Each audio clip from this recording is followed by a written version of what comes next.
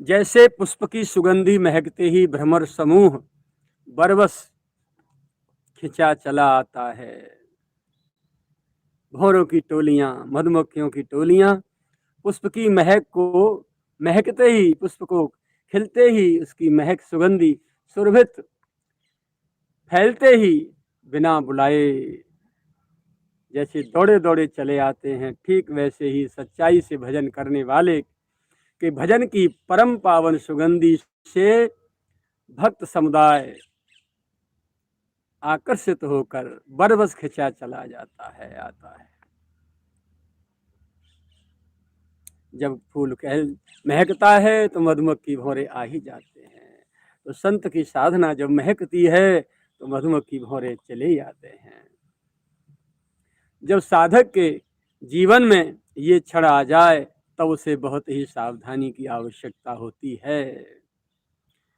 उस साधक को जिसकी सुगंधी की महक से अनेकों जीव दौड़ दौड़ के उसकी शरणागति में आ रहे हैं, उस साधक के लिए बहुत सावधानी की आवश्यकता होती है।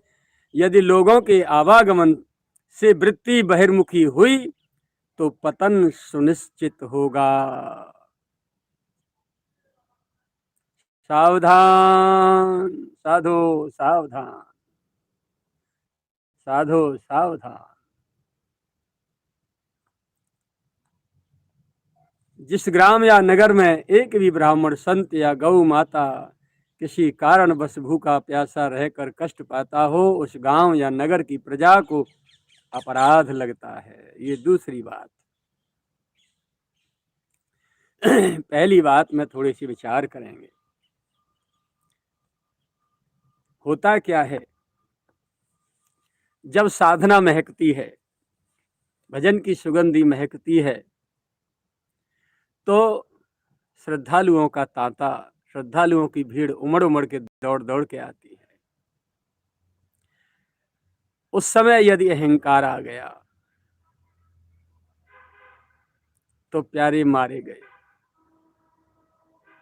स्वार्थ नहीं था, निस्वार्थ भाव से पहले से ही साधना शुरू की।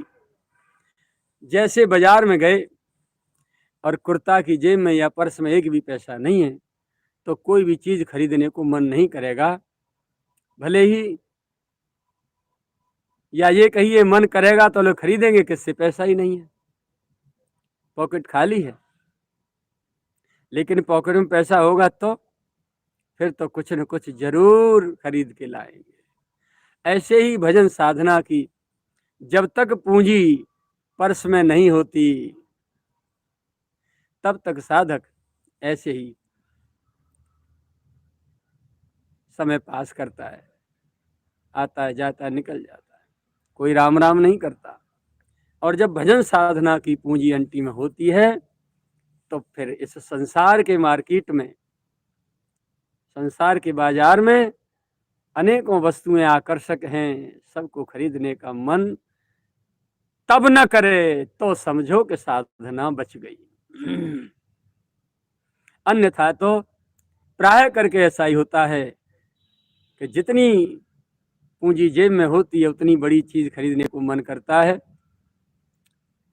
10 रुपये का नोट है तो गाजर मूली खा लेंगे मसालेदार। एक दोना में सलाद बनवा के ढकेल से। 100 का नोट है तो मिष्ठान खा लेंगे। 1000 का नोट है तो कोई और चीज, कपड़े वपड़े खरीद लेंगे। और ज्यादा पैसे हैं तो ज्वेलरी खरीद लेंगे। तो जैसी जैसी पूंजी अंटी में होती है वैसी वैसी